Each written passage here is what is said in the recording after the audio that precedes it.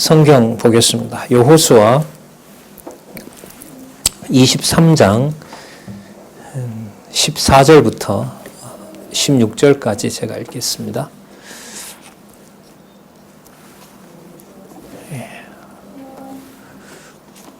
제가 읽겠습니다.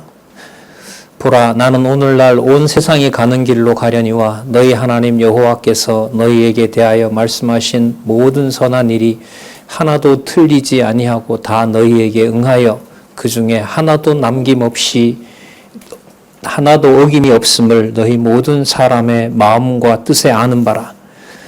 너희 하나님 여호와께서 너희에게 말씀하신 모든 선한 일이 너희에게 임한 것 같이 여호와께서 모든 불길한 일도 너희에게 임하게 하사 너희 하나님 여호와께서 너희에게 주신 이 아름다운 땅에서 너희를 멸절하기까지 하실 것이라.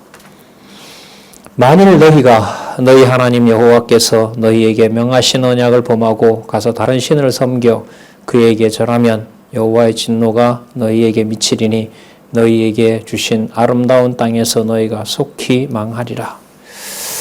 여러분 가지고 계신 교재는요, 의미분석 성경 개론 168페이지를 펴시고요. 지금 읽었던 본문 말씀을 잠시 설명을 드리고 바로 의미분석 성경 개론으로 가서 말씀을 드리도록 그렇게 하겠습니다. 본문이 지금 3절인데요. 좀 분량이 되죠.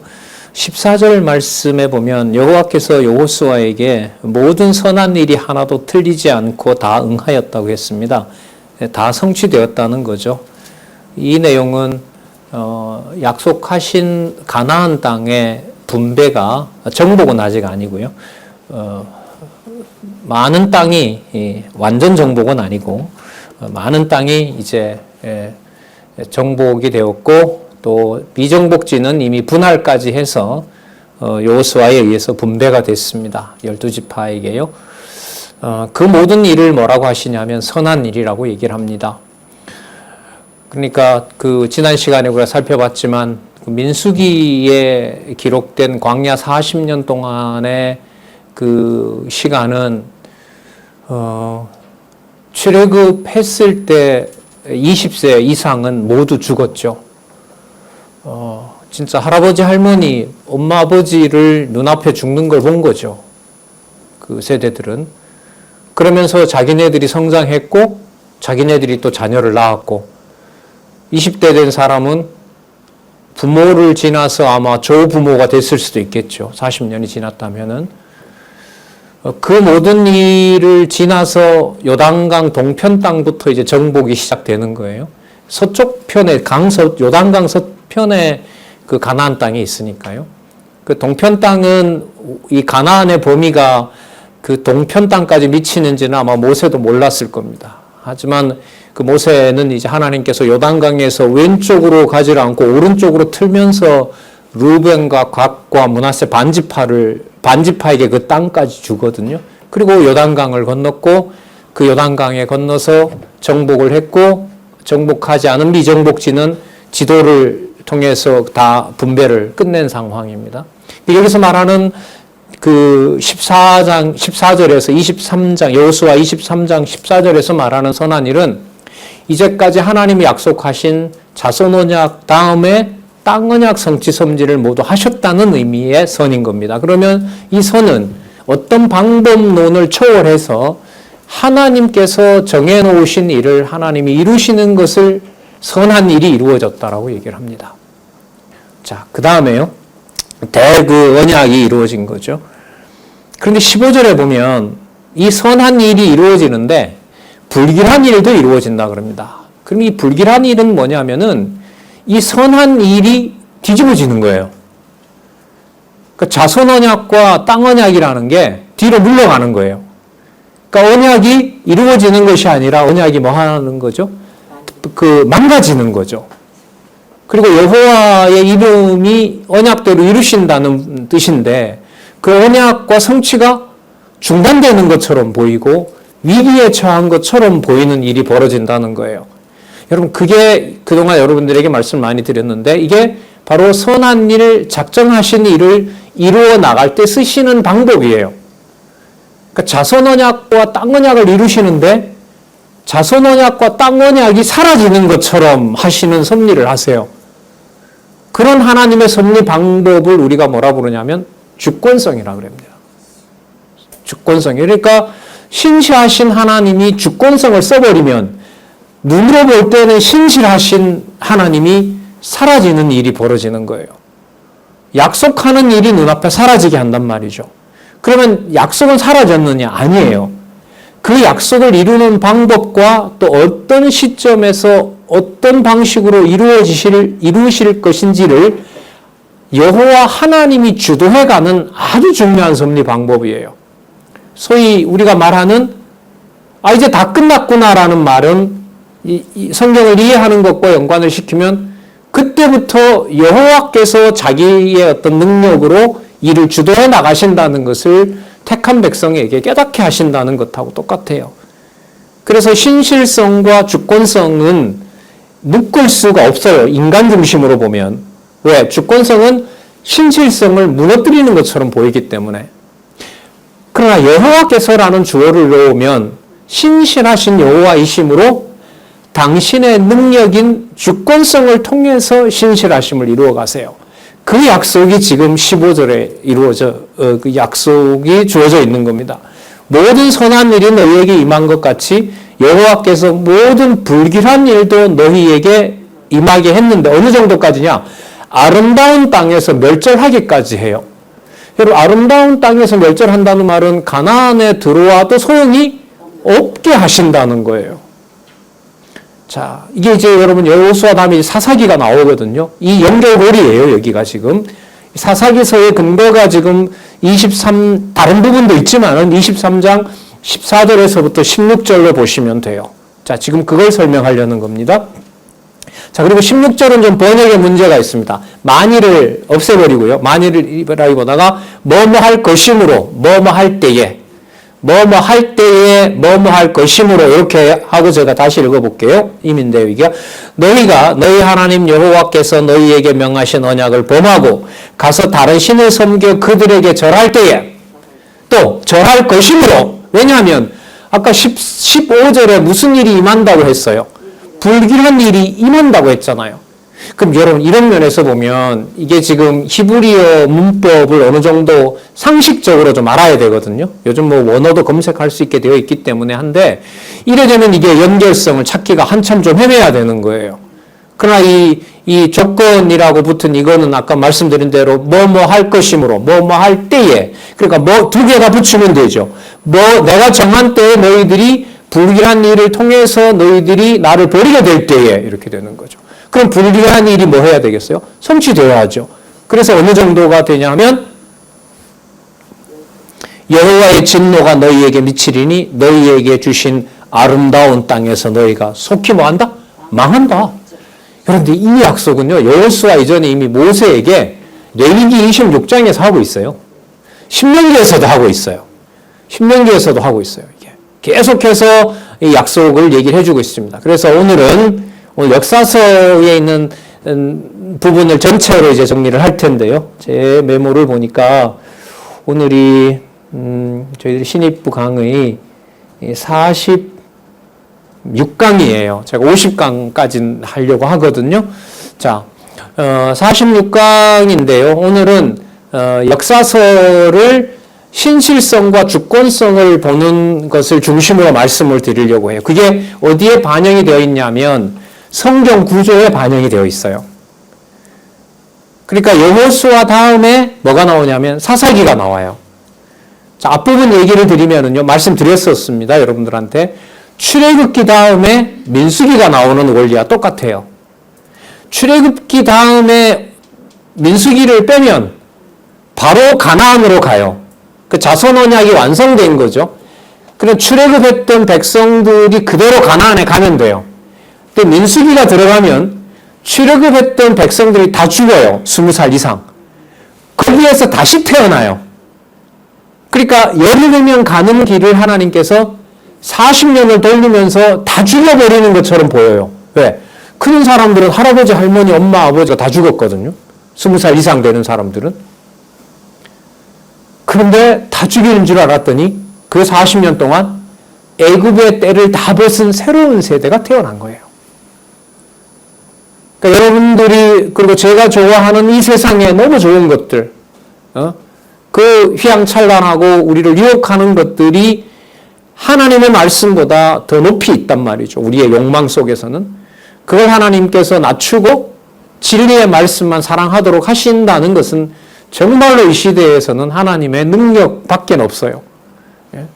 자, 얼마나 여러분 진짜 돈만 있으면 얼마나 좋은 게 많아요.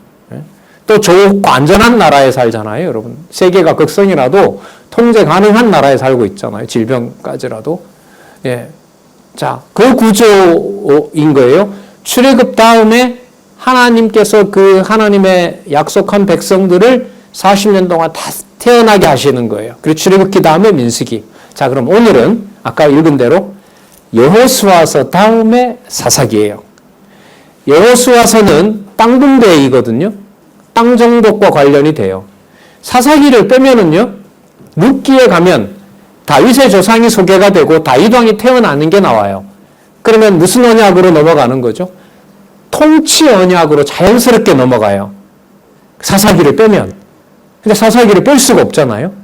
이 사사기가 왜 들어갔느냐? 아까 가나안 땅에 들어간 백성들에게 왕을 바로 주질 않고 무슨 일이 일어나야 된다고요? 불길한 일이 일어나서 무슨 정도까지 가야 돼요? 15절 끝에 보면은 너희 하나님 여호와께서 너희에게 주신 이 아름다운 땅에서 너희를 뭐 하기까지 한다? 멸절하는 일이 벌어져야 되기 때문에 그렇습니다. 멸절해야 되는 일이 벌어져야 돼요. 그리고 16절에 또 한 번 확인을 하죠. 그 일이 범죄하게 될 때에 아름다운 땅에서 너희가 뭐 한다? 속히 망하게 된다. 이렇게 되는 거예요. 여러분, 룻기부터 에스더서까지는 통치 언약 성취 섭리예요. 큰 주제들 우리가 살펴봤죠. 기억이 안 나시면 꼭 찾아보시기 바랍니다. 자, 불길한 일을 하나님께서 이제 어떻게 섭리해 가시는지 좀 말씀을 드리도록 할게요. 자, 페이지는 170페이지입니다. 170페이지에 보시면 의미분석 성경 개론 사사기의 제목이 나옵니다. 뭐라고 나오죠? 언약 자손의 시험 이렇게 나오죠. 언약 자손의 시험 이렇게 나옵니다. 그럼 이때 시험이라는 게 아까 뭐하고 관련이 되냐면 선한 일을 불길한 일을 통해서 이루어가는 것하고 관계가 돼요. 자, 그럼 아까 시험은 불길한 쪽에 맞춰져 있죠. 그러나 불길한 쪽의 일들이 이루어진다고 해서 광야 40년 동안 할아버지, 할머니, 어머니, 아버지를 다 죽였다 해도 자손 언약은 무너졌습니까? 그대로 다 회복이 됐습니까? 회복이 됐죠. 그러니까 여러분 이런 말이 말장난 같은데 이런 말이 가능해요. 죽이는 건데 죽이는 게 아니에요. 이해가 혹시 되세요? 할아버지, 할머니, 엄마, 아버지가 죽는데 자손 언약이 뒤로 물러가는데 누가 태어나는 일이 또 시작이 돼요. 자손이 다시 태어나는 일이 벌어져요. 사람 죽음이야, 여러분. 한순간 죽는데 한 살에 태어나서 성인인 20살까지 클령 20년이 기다려야 돼요. 그 사이에 여러분 진짜 하나님께서 믿음을 안 주면 다 죽여놓고 우리 다 끝났네라는 말 못하잖아요. 근데 20년이 지나고 나니까 그 숫자가 또 다 차고 40년이 지나고 나니까 똑같은 세대가 만들어져 있는 거예요. 3대가 적어도 3대가 가나안 땅에 들어갈 준비가 완벽하게 된 거예요. 그래서 여러분 저는 성경 신학을 공부할 때 여기 이 즐거움이 굉장히 컸던 것 같아요. 성경 신학의 어떤 그 핵심인 성경의 통일성. 출애굽기 다음이기 때문에 여호와의 능력을 드러내는 민수기가 나오는 거구나. 그 다음에 여러분 이 사사기는 더 심합니다. 사사기는요 주로 이제 사사들이 통치한다 그러잖아요. 맞아요. 왕이 오기 전에 사사들이 선지자 노릇도 하고 제사장 노릇도 하고 왕 노릇도 해요. 재판도 하고 이러기 때문에 사사라는 말은 원래 재판관이라는 뜻이에요. 여러분 이 사사기의 어떤 큰 어떤 배경을 좀 말씀드리면은 사사기에 13명의 사도들이 나타나는데요. 이 사도들은 각 지파에 거의 한 명씩 소속합니다. 이게 재밌어요, 구도가. 특정 지파가 아니에요. 특정 지파가 아니고요. 예를 들면 그 3장에 등장하는 운니엘 같은 사람들 있죠. 운니엘 같으면은 지파가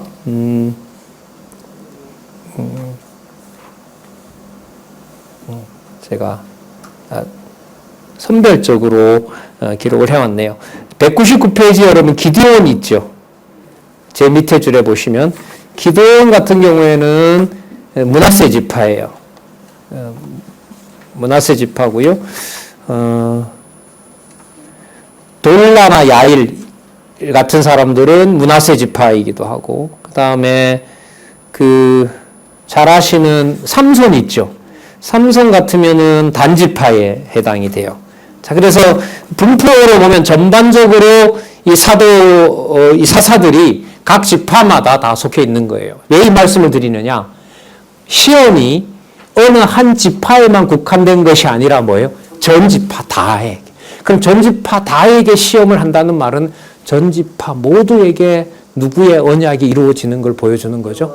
여호와의 언약이 이루어져요. 우리는 남미에 있는 형제들 잘 몰라요. 남미에 여러분들 선배들이 매주일마다 수백 킬로, 수천 킬로 자동차 타고 와서 주일날 모임을 갖고 있거든요, 지금. 예.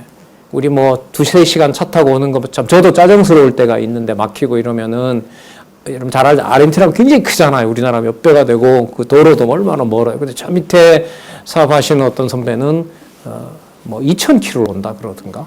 그렇게 와서 그 모임하고 또 내려가신다고 그래요. 근데 그분들의 삶이 녹록하냐? 아니거든요. 한인사회에서 그 지역교회에 수백 명, 수천 명 모이는 교회 안 나오면 그 지역사회에서 교포생활 못해요. 그러면 미국에 와 있는 것도 서러운데 거기에서 한국 사람들한테 따돌린다. 이거는 진짜 못 견디는 거예요. 못 견뎌요. 예. 그러니까 무슨 뜻이냐 하면 하나님의 교회가 가정교회든 양육교회든 몇몇이 모인 교회든 어느 곳에 있든지 간에 사사기의 원리는 모든 사람에게 뭐 할까요? 다 적용이 돼요. 다 적용이 돼요. 하나님의 교회가 성장하는 것 같은데 퇴보해요. 저도 그런 교회 가서 강론도 했지만 한 번에는 3, 40명 모이던 교회가 3명, 4명 그렇게 찢어놔요. 하나님께서 찢어놔요. 근데 없어졌다고 말을 하면 돼요? 안 돼요? 안 돼요. 그게 이제 제가 조심해야 될 말이죠. 어떻게 그렇게 많이 모이다가 이렇게 교회가 형편어졌습니까? 졌나 이렇게 말하면 안 되죠. 하나님을 모르는 소리인 거죠. 인간적으로 말하면 진짜 말 조심해야 되는 경우가 많죠. 입 다물게 하는 원리 중에 하나가 여러분 사사기예요. 전반적인 12지파에게 거의 그곳에 사사들이 등장하게 되고요. 강론집에 보면 지도에 나와 있습니다. 그 사사기 지도에 보면 나와 있어요. 개론에는 안 나와 있는데, 또 하나는 광야 40년도 열흘 길을 40년 늘려놓는 것도 너무너무 힘든 일인데 사사기서는 여러분 길게 보면 400년이에요. 400년. 그러니까 다른 나라는 400년 동안 왕을 주고 다 발전해 가게 돼요. 근데 왕을 준다고 했던 이 나라는 진짜 하나님을 섬기는 왕을 준다고 했던 이스라엘은 정작 누굴 안 줘요? 왕을 안 줘요. 그래서 이게 400년 동안이나 흘러가는 거예요. 그러니까 이 400년이니까 몇 대가 흘러가겠어요. 그죠? 1대를 100년만 보더라도 몇 대가 바뀌잖아요. 그러는 사이에 왕은 오지 않으니까 세대가 이어지면 이어질수록 여호와라는 존재는 믿어지겠어요? 불신이 생기겠어요? 불신이 생기는 거죠. 그런데 우리는 아까 놀라운 구절을 발견했었죠. 무슨 일이 벌어져야 되기 때문에 불길한 일이 벌어지고 땅 언약이 후퇴하는 일이 반드시 벌어져야 되고 그 일을 여호와께서는 이미 여호수아에게 언약해 주신 거예요. 그럼 선생님, 우리에게 일어나는 불길한 일도 우연이 아니고 다 하나님 정해놓은 건가요? 그렇죠. 그런데요, 성경을 모르면 그게 여호와가 하시는지 모릅니다. 또 성경을 여러분이 좀 안다고 해서 그 일이 여호와가 한다는 것만 말만 한다고 믿어지는 것도 아닙니다. 하나님이 깨닫게 해주셔야 됩니다. 성경도 하나님이 보게 하셔야 되고요. 깨닫게 하시는 것도 하나님이 해주셔야 돼요. 그래서 성경신학은 뭐라고 하냐면 창세전 근거되면 더 분명하고요. 여호와께서 하신다예요. 여호와께서 하시는 일이 없는 것이 아무 데도 없어요. 그럼 모든 곳에 여호와가 계시는 거예요. 존재하고 계시는 거죠. 그래서 성경신학의 성경의 주제는 뭐냐면 여호와 계시예요. 그 계시는 계시다 이런 의미가 아니고요. 한문이에요. 하나님 자신을 드러내어 보여주신다는 뜻의 계신 거죠. 그러니까 우리말로 하나님이 어느 곳에나 계심으로 성경은 여호와를 드러내 보여준다. 영어로 리빌이라고 그러죠. 요한계시록을 보통 리버레이션 이렇게 얘기를 하거든요. 리빌 한다고, 베일을 벗긴다 이런 말이거든요. 그걸 보여주신다는 거죠. 근데 아까 어떤 방법으로 보여준다 그랬죠? 400년 동안 땅이 다 빼앗겨요. 땅이 빼앗기고 분배받은 땅들이 경계가 별 소용이 없어요. 남의 땅 가서 막 빼앗고 남의 땅에 있는 사람도 죽이고 진짜 엉망진창이 되는 거예요. 사사기 400년은. 그래서 저는 이 부분 공부할 때 좀 상처가 깊었어요. 아, 이런 일을 왜 하시지? 언약해서 아름다운 땅 가나안에 왔는데, 그런데 이제 성경에 무지하다 보니까 이게 연결이 안 되다 보니까 아까 그런 구절을 놓치는 거죠. 다시 보고 또 다시 봤을 때 아까 여러분 여호수아 23장 14절에서부터 16절에 이미 땅 분배가 끝난 후에 무슨 일이 올 것이다? 불길한 일이 올 것이다 라고 얘기를 한 겁니다. 이해를 돕기 위해서요, 이걸 좀 이렇게 사이클로 말씀을 좀 드릴게요. 좀 적는 것도 좀 시간이 낭비가 되고 해서 필요한 부분은 강론에 다 있거든요. 성경 강론집에도 있고요. 참조하시기 바라고요. 과정은 이렇게 돼요. 불길한 일이 오는 과정이. 여러분, 불길한 과정이 오려면 땅에 정착을 해야 되는 거죠. 자, 땅에 들어갔어요. 자, 이 땅에 이제 살아요. 그런데 불길한 일이 일어나야 돼요. 그러면 하나님이 그냥 이유 없이 욥처럼 재앙을 이렇게 내리는 게 아니라 아까 약속이 뭐가 있었냐 하면 하나님을 거역한다라는 약속이 있었죠. 하나님의 뜻을 받들지 않는다는 그 약속이 있었잖아요. 그러니까 순종하는 것이 아니라 어떻게 해야 돼요? 불순종하는 일이 벌어져요. 불순종을 혼자만 하는 것이 아니라 집단적으로 일어나게 돼요. 뭐가 일어나죠? 범죄가 일어나게 돼요. 그러니까 불순종하게 되면 무슨 일로 이어지게 되고 범죄가 오잖아요. 그럼 여호와께서 시련을 줘요. 주위에 있는 가나안 땅의 원주민들의 세력을 모세도 남겨놓았고 여호수아도 일부 남겨놓은 게 있어요. 물론 주어가 모세고 여호수아겠지만 하나님이 남겨놓으신 거죠. 뭘 위해서? 불길한 일을 이루어지기 위해서. 그러니까 여러분들과 저에게 일어나는 최악이라는 말도 성경에서 보면 누가 준비해 놓은 걸까요? 여호와께서 준비해 놓은 거예요. 여호와 부르도록, 여호와를 의지하도록 하기 위해서. 그 순간에 9번 넘어지고 10번째 잡히게 할 수도 있고요. 붙들게 할 수도 있고요. 그냥 한 10번 욕하고 여호와가 안 믿어지고 그냥 한 수십 년 이런 여호와 같으면 내가 안 믿겠다라고 갈 수도 있어요. 그건 진짜 우리 마음대로는 안 돼요. 마음대로는 안 돼요. 진짜 안 되더라고요. 저도 한 30, 40대 때 이렇게 어떤 기관에서 일을 한 적이 있는데 이제 수고한 만큼 이 월급을 안 주니까 그 새벽에 이제 선생님들을 이렇게 해가지고 집단적으로 항의도 하고 뭐 이렇게 한 적이 있었어요.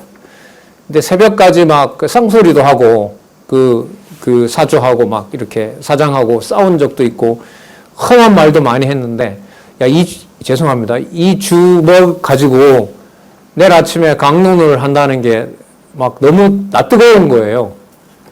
뭐 몸도 물론 좀 안 좋은 면도 있었고 하지만은. 그래서 그 주일 강의를 그 당시에 이제 지금 돌아가셨는데 어떤 장로님한테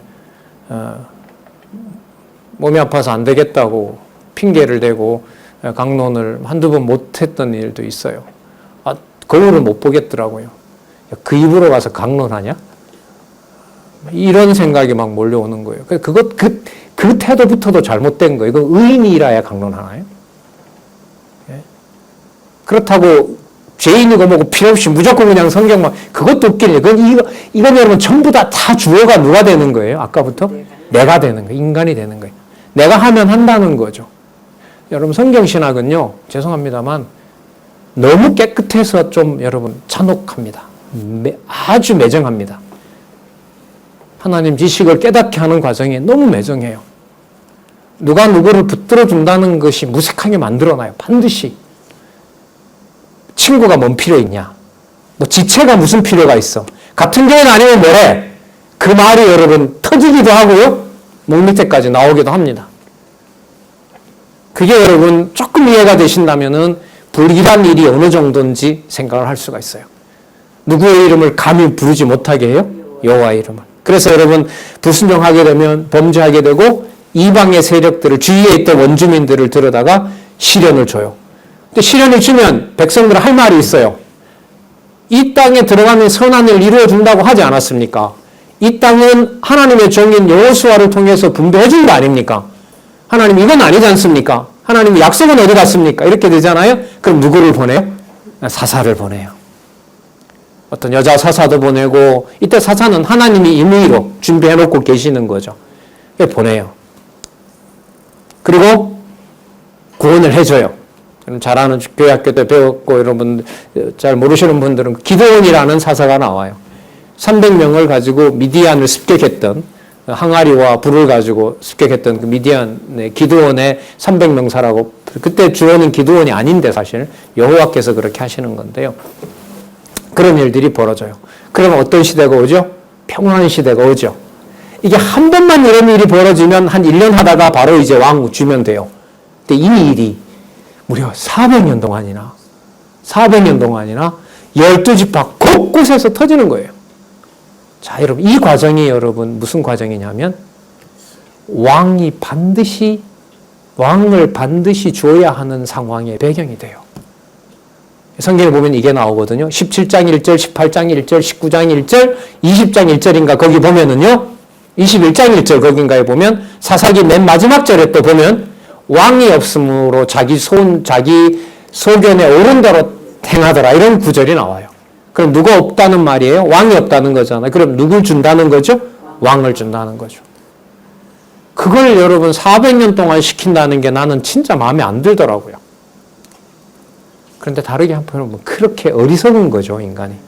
그럼 인류 역사를 풍년을 400년을 주고 흉년을 1년 주는 거하고 흉년을 1년 주는 거하고 풍년을 400년을 주는 거하고 어느 것이 여호와 하나님을 더 기억할까요?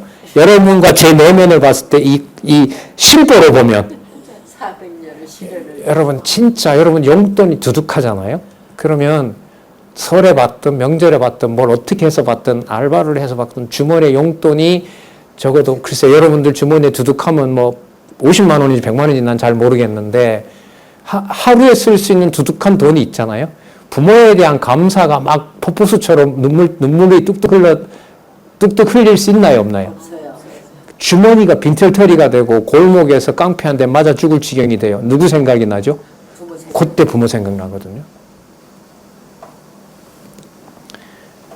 그러면 400년 어렵게 하고 1년을 풀어주는 것과 1년을 고생시키고 400년을 풀어주는 것과 어떤 것이 여호와 하나님을 깨닫게 하는데 더 좋은 방법일까요?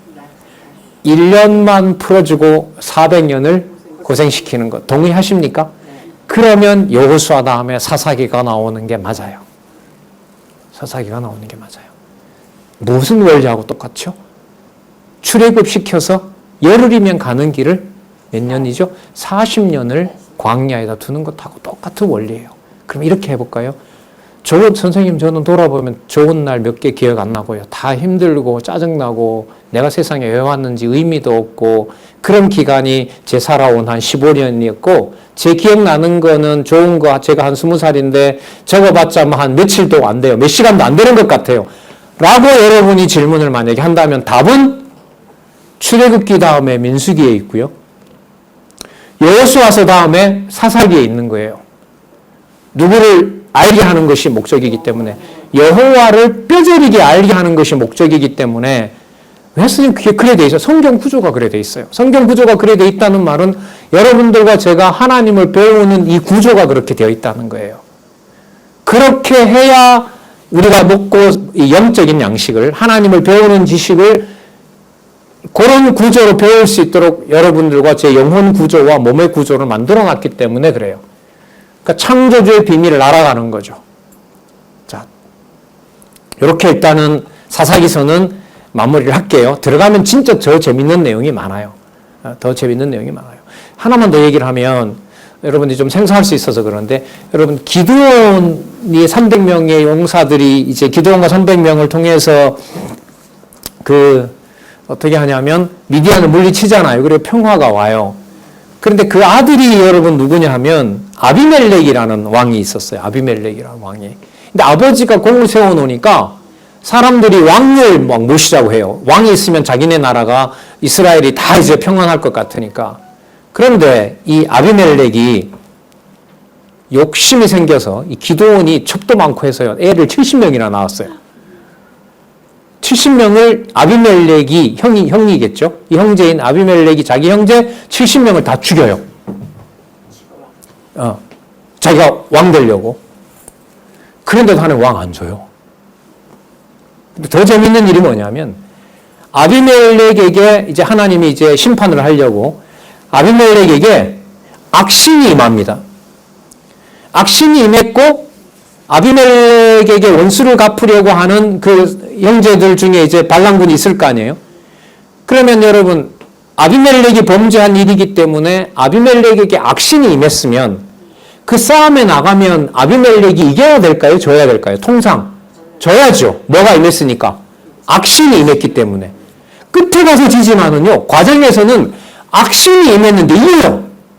그러니까 누가 승리해요? 범죄하고 악신이 임한 자가 승리하는 거예요. 전 진짜 충격이었어요, 이게. 충격이었고 내 기준으로 세상 역사를 세상에 드러나는 일을 내 맘대로 함부로 평가하지 않는 아주 중요한 계기가 됐어요. 물론 끝에는 아비멜렉을 쳐요. 근데 여러분 당시에 있는 사람들은 얼마나 황당했겠어요? 범죄한 것도 아비멜렉이요. 살인자요. 그래서 하나님이 악신을 부리게 했다고 했는데 싸움에 나가서 당장 그야말로 죽어야죠. 근데 과정에서는 뭐 해요? 이겨요. 악신을 범죄한 살인자이고 악신이 임했는데도. 여러분 이쯤 되면 그 상황에서는 누가 존재한다는 소리 함부로 못할까요? 여호와가 존재한다는 소리 함부로 못하는 거예요. 그래서 여러분 또 하나, 여러분들 입에서 이게 무슨 세상이야, 여호와가 있어? 신이 죽은 거 아니야? 라는 소리가 나올 수도 있어요. 그것 때문에 나는 끝났다, 나는 지옥 간다 이 생각할 필요는 없는 것 같아요. 일어납니다, 그 일이. 물론 그렇게 해서 버려지는 자도 있다고 예수님의 비유에 보면 나와요. 씨를 뿌렸는데 씨가 자라는 단계가 다 다르거든요. 처음에 듣자 말자 그냥 안 믿는 자가 있고요. 자라다가 그냥 이렇게 말라 죽는 경우도 있고요. 잘 나가다가 이제 돈이 더 좋아서 돈 쪽으로 가는 자도 있고, 이게 다 성경에 기록이 되어 있거든요. 그러나 하나님의 택한 백성에게는, 가나안 땅에 왕을 기다려야 되는 이스라엘 백성에게는 바로 그런 상황이 있어도 여호와는 단지 약속한 불길한 일을 이루는 것이지, 선한 일인 땅 언약 성취 다음에 무슨 언약이죠? 통치 언약을 성취를 위해서 왕을 이것도 준비하는 과정이에요. 그래서 이 성경 개론을 공부할 때 준비라는 낱말이 꽤 많이 나오거든요. 근데 그 준비라는 게 하나님이 준비하시는 거기 때문에 누구의 생각과는 달라요? 우리 생각과는 달라요. 그래서 준비라는 단락이 만약에 이 개론을 읽다가 나오잖아요. 그러면 하나님의 주권성을 일단 염두에 두셔야 돼요. 하나님이 언약한 것을 성취하기 위해서 하나님의 방법대로 뭔가를 준비하시는 거구나. 이렇게 보시면 돼요. 그러나 여러분들이 신앙과 관련해서 안 풀리고 너무나 힘들고 고통스러운 것이 있다면 그게 하나님이 하나님의 교회를 세워가시고 하나님의 자녀를 하나님의 능력과 자비로 양육시키기 위한 하나님의 준비 작업이라고 보시면 돼요. 말은 나옵니다. 이게 믿는 거냐? 성경이 얼만큼 배워야 하나님을 안다는 거냐? 그런 어떤 불만이 이렇게 터트리는 그런 일들이 틀림없이 일어납니다. 그 말은 여러분 그렇게 해도 된다는 게 아닙니다. 그것도 그렇죠. 누가 하고 안 하고를 할 수가 있겠습니까? 이 지경까지 가는 거예요, 그러니까. 그 멋있는 기드온의 가문에 피바람이 불어서 형제들을 다 사륙하는 일이 벌어지고, 그런 자가 전쟁에서 승리를 하고, 결국은 죽을 건데 왜 그렇게 악한 자를, 악신이 임한 자가 높여져야 되냐는 거죠. 요한계시록이 그렇죠. 하나님의 교회 보다가 짐승과 음녀 권세가 이 세상에 하나님이 할 수 있는 걸 다 한다 그러잖아요. 그래서 이 세상 누구는 더 이상 존재하지 않는다. 여호와 하나님은 존재하지 않는다라는 말이 나와야 돼요. 그게 약속되어 있어요. 거기서 신앙인으로서 견디는 것은 인간적으로 말하면 불가능합니다. 요즘 학교 다니는 분들은 강의 듣지 몰라도 요즘 시대를 한마디로 뭐라 규정하냐면 신이 죽은 시대 이렇게 말합니다. 좀 다르게 말하면 절대 가치가 존재하지 않는 시대. 그러니까 남에게 명령을 할 수 없는 시대예요. 왜냐하면 절대적으로 따라야 될 게 없으니까. 이 사람만 따라가면 된다? 이거 안 통해요. 이것이 진리였는데 뒤집어지는 게 얼마나 많은데요. 예? 우리나라는 민주공화국이다? 아니요. 독재나 전체주의가 금방 판을 칠 수 있는 그런 가능성도 있는 거예요. 민주주의가 좋다? 아니요. 최악의 정치 기법일 수 있어요. 독재가 나쁘다? 가장 좋을 수도 있어요. 여러분, 그래서 여러분 아시겠지만 1차 세계대전 이후에 독일이 1차 세계대전에 졌거든요. 나라가 졌으니까 패전국이니까 무슨 통화 가치가 있겠어요? 돈 가치가 있겠어요? 그 사진에도 나왔는데요. 그 독일 돈이 그때 마르크였거든요. 마르크 한 푼에 메고 가도요, 빵 한 조각 못 사요. 돈이 휴지 조각이 되는 거죠. 그러면 여러분, 국가가 패전했으니까 국가를 일으켜줄 지도자가 필요할까요? 필요하지 않을까요? 백성들을 원할까요? 원하지 않을까요? 원하죠. 그래서 히틀러가 등장한 거예요. 말주변이 좋고 사람을 끌어모으는 응집력이 강한 히틀러가 등장해서 10여 년 동안 유대인들의 돈들을 다 거의 갈취하죠. 빼앗아서 여러분 폴란드를 침공하는 2차 세계대전을 일으키죠. 그 수십 년 사이에 세계를 다 집어삼킬 그럴 자가 이제 그 독일이 여러분 지금으로 말하면 세계의 선진국 아닙니까? 그 바탕 위에. 왜요? 그때 만들어 놓았던 자동차 기술, 항공 기술, 그 사람을 돕겠어 했으니까 얼마나 그 사람 인체에 대한 정보 기술이 많겠어요. 그걸 가지고 의학 발전. 좋다 나쁘다 여러분 구분 못해요. 어디까지 좋고 어디까지 나쁘다? 우리 그런 얘기 하죠. 너는 요게 좋은데 요건 나빠. 친구들끼리 그러죠. 그럼 자기가 모르는 말이에요 그걸. 어디까지 좋고 나쁘고 진짜 인위적이에요.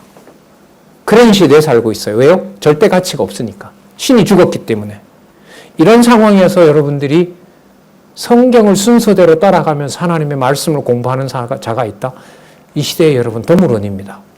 희귀동물이에요. 좀 말 표현이 그래서 그런데 너무너무 귀한 분이죠. 너무너무 귀한 하나님의 자녀인 거고 이 만날 수 없어서요. 다음 세대들이 공부하는 걸 현장에서 보지 못해서 참 너무너무 답답한데요, 사실. 하지만 오늘도 영상으로 지방에 있는 학생들까지 공부한다고 해요. 너무너무 귀하게 여기고 있고 여러분들과 이제 배운 말씀으로 이제 소통할 수 있었으면 좋겠습니다. 자, 이제 사사기를 이렇게 하고요.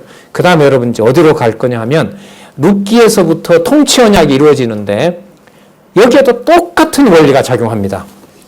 똑같은 원리가 여러분 뭐냐면 어디로 가시냐면 열왕기인데요. 203페이지예요.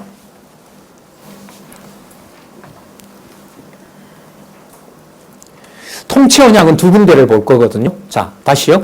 출애굽 다음에 열흘기를 40년 동안 늘려놓으신 하나님의 놀라운 주권적인 섭리 방법. 민수기 1장에서부터 30장. 맞죠?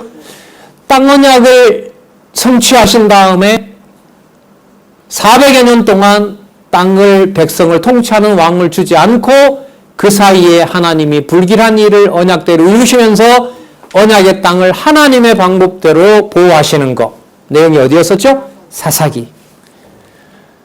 통치 언약을 이루신 하나님께서는 다윗 왕과 솔로몬을 통해서 통치 언약을 이루신 하나님께서는 그 나라를 갈라놓고 남과 북으로 갈라놓으시고 이것도 다 약속되어 있는 겁니다.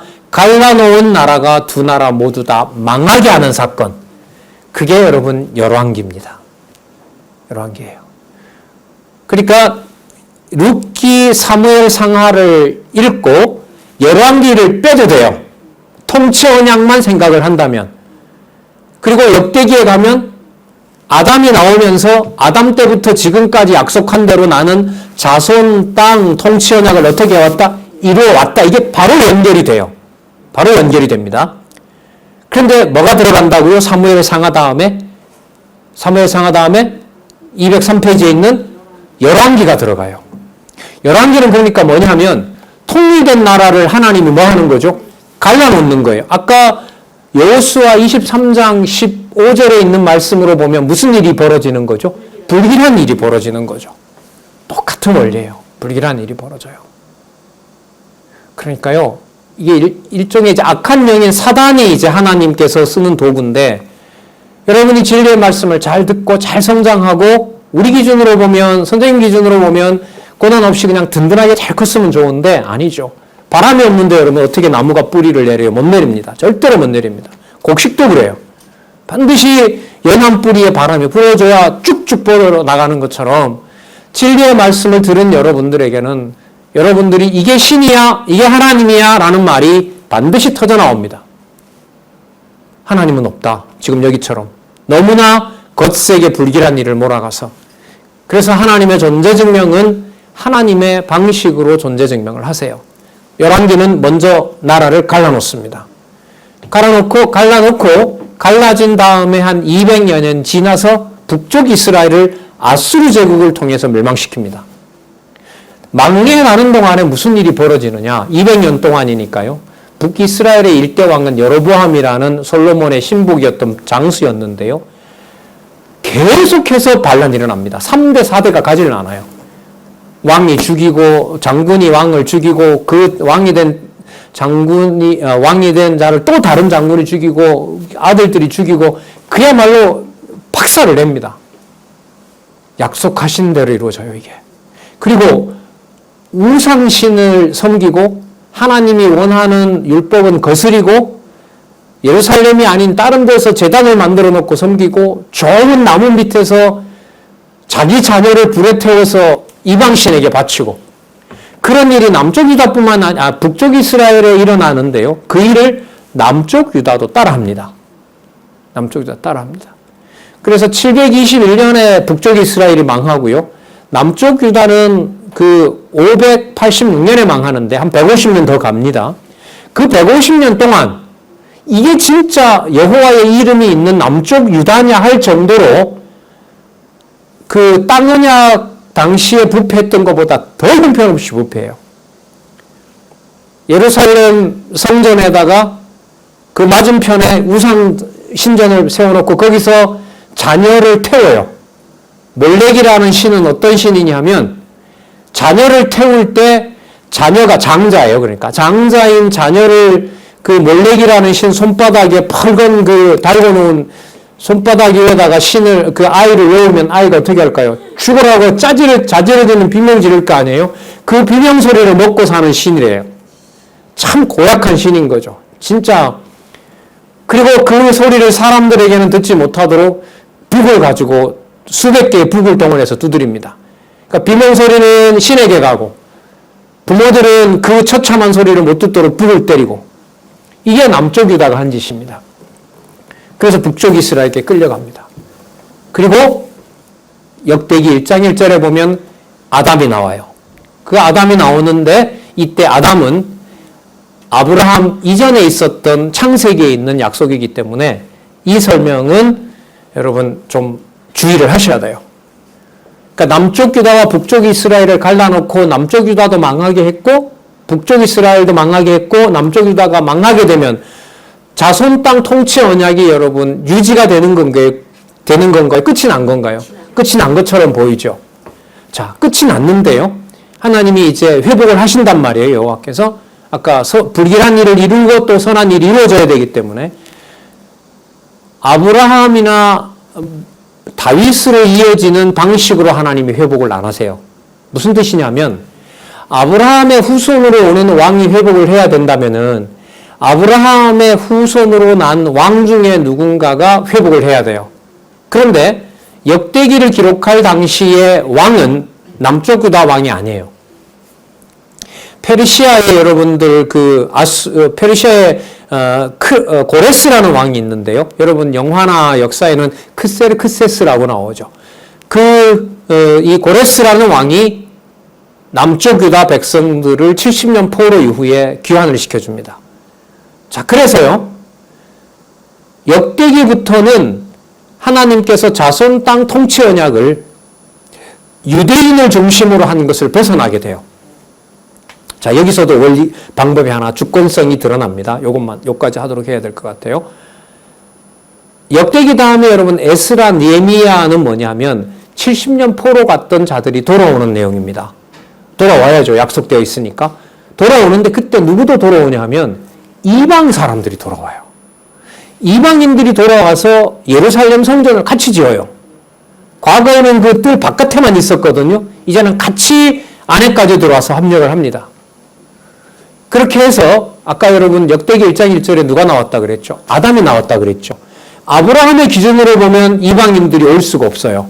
근데 역대기 1장 1절에 회복을 하는데 누구 이름이 나오기 때문에, 아담의 이름이 나오기 때문에 역대기 에스라 느헤미야에는 에스더에는 하나님의 백성 속에 누가 들어오게 돼요? 이방인이 들어오게 돼요. 이방인이 들어오게 됩니다. 자, 스님이 마지막으로 얘기하려고 하는 것은 여러분 뭐냐면 에스더예요. 에스더가 여러분 똑같은 원리로 이루어지는 하나님께서 자손 땅 통치 언약을 보호하시는데 하나님의 방법으로 하시는 내용이 에스더입니다. 에스더 영화도 나와 있지만 이 어떤 여자 에스더 왕후에게 맞춰서는 절대로 그게 이해가 되질 않습니다. 여러분 에스더는 여러분 아까 이스라엘 그 북쪽 사람도 돌아오고 남쪽 유다도 70년 만에 돌아가라고 할 때 왕이 다윗 왕 계열이 아니었죠. 누가 돌아가라고 했어요? 이방 왕이 돌아가라고 했죠. 자, 여러분 역시 에스더도 주관자는 문법적인 주어는 누구냐 하면 이방 왕이에요. 아하수에로라는 왕이거든요.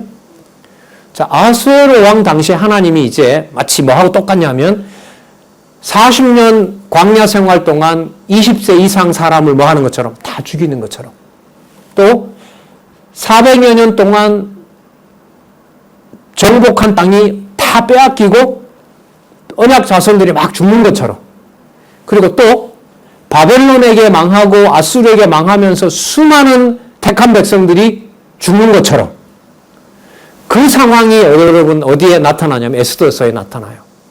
에스더서에 보면 페르시아 제국이 관할하던 도가 127도였고 지금으로 보면 인더스강까지 옵니다. 그러니까 저기 어디냐면 스페인에서부터 시작해서 인더스강까지가 페르시아 제국의 영토였어요. 서양 제국에서 어떻게 보면 가장 큰 땅이었다고 할 수가 있겠죠. 그 127도에 누가 흩어져 있느냐? 유대인들이 흩어져 있어요. 왜 흩어져 있느냐? 아수르 제국하고 바벨론 제국에서 잡아갈 때 모이면은 반란이 일어나니까 전부 다 흩어나왔던 거예요. 127도에 있으면 모일 수가 없잖아요. 그런데 에스더 시대는 무슨 일이 벌어지냐 하면 그 하만이라고 하는 이 장군이 이 페르시아 왕에게 자기 왕에게 잘 보이기 위해서 127도에 있는 유대인들을 다 죽이겠다고 얘기를 합니다. 그래서 왕이 허락을 했어요. 왕이 허락을 했는데 3월 달에 127도에 있는 유대인들을 다 죽이라는 포고령이 내립니다. 방이 붙어요. 사형 집행일은 언제냐면 12월 25일 새벽. 여러분 3월 달에 사형 선고를 받고 12월 25일까지 저 같으면 기다리다가 죽을 것 같아요. 여러분 이 일을 누가 하신다고요?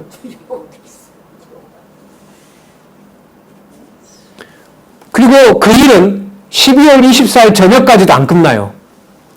25일 새벽이 되면 127도에 있는 모든 유대인들을 그 지방에 있는 페르시아 군들과 그 지방 원주민들이 유대인들을 다 죽이게 되어 있어요. 그런데 하나님이 그날 새벽에 일을 벌리세요. 에스더라는 왕후가 가서 아하수에로 왕을 만나서 이러이러한 일인가를 얘기를 하고 하만을 죽이라고 먼저 얘기를 합니다. 그래서 하만을 그 요즘 십자가죠. 그 높은 50m 되는 거기에다가 죽여버리고, 여러분 당시에 페르시아가 여러분 발달된 게 뭐냐 하면 여러분 역참이었어요. 역참 뭔지 아세요? 구간별로 말이 있어요. 빠른 말들이. 왜? 왕의 명령을 빨리 전해야 되니까. 그러니까 말이 죽도록 달리는 거예요. 그리고 거기서 지치면 또 말을 갈아타게 돼요. 그렇게 해서 127도의 그날 밤에 운명이 바뀝니다. 멈추라고. 그러면서 아하수에로 왕이 어떤 일까지 하냐면 자기 수도가 우리로 말하면 서울인 거죠. 자기 궁전이어서 수산궁 내에 있는 자기 백성 500명까지를 더 죽여버립니다. 그러니까 유대인을 뭐 해주려고? 완전히 보호해주려고. 뭐하고 똑같아요? 광야 40년 동안 백성을 다 죽인 것처럼. 그리고 400여 년 동안 땅을 다 빼앗기게 되고 원주민들에서 약탈당한 것처럼 나라가 아수르 제국에게 망하고 수많은 사람이 죽고 바벨론에게 망하고 바벨론에게 수많은 사람이 죽고, 하지만 그 모든 것들이 폐기된 것이 아니라 자성 땅 통치는 하나님이 이루신 것처럼 이제는 역대기 1장에 있는 아담에게 했던 약속을 이루시는데 누구도 들어온다? 이방인도 들어오게 되고 유대인 보호를 이방 왕이 보호하는 일로, 그러니까 분리가 안 된다는 거예요.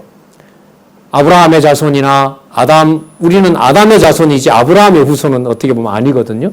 그러니까 이방인과 유대인이 함께하는 자손 땅 통치 언약이 이루어지는 내용이 어디냐면 에스더서 내용이라고 보면 돼요. 그래서 성경의 통일성을 이해하는데 중요한 역사서를 저는 꼽으라 이러면, 자, 민수기 이해해야 된다. 민수기가 왜 출애굽기 다음에 나오고 신명기 앞에 오는지 이해해야 된다. 또 아까 어디라 그랬죠? 오늘 시작했던 사사기. 왜 여호수아서 다음에 사사기가 오고 룻기 앞에 사사기가 와야 되는지 설명해야 된다. 여러분, 이게 2000년 교회에 없었던 일이에요. 이게 여러분 의미분석 성경개론 박용기 저라는 이 책입니다. 물론 이 원로의 저 강의를 여러분들 들으셨지만 내가 아니라 성령께서라고 강조하는 거예요. 성령께서 이 시대에 주신 최고의 선물인 거죠. 자, 그리고 여러분 아까 어떻게 되죠?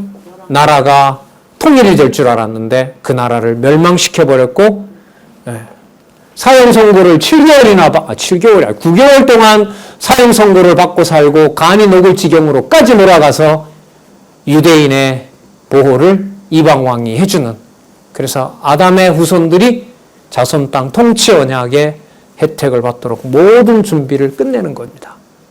그리고 에스더 이후에 450년이 지나서 바로 메시아가 오셔서 그분은 유대인을 포함한 예루살렘과 온 유대와 사마리아와 땅끝까지 복음이 전해지는 일의 모든 준비가 여기에서부터, 창세기에서부터 에스더에서 끝납니다. 그래서 아까 좀 하다 말았는데 성경 역사서의 통일성은 아까 어디였었죠? 민수기, 그 다음에 사사기, 그 다음 일단 열왕기 상하. 왜 사무엘 상하 다음에 나오고 역대기 앞에 나오는지, 아담 앞에 열왕기가 나오는지, 그리고 에스더서는 왜 아담으로부터 시작해서 에스라, 느헤미야 지나서 에스더서 마지막으로 끝나는지, 그 비밀을, 그 연결성을 잡아야 성경은 하나님의 말씀으로 큰 틀에서 확인이 된다. 그걸 여러분들에게 한 겁니다.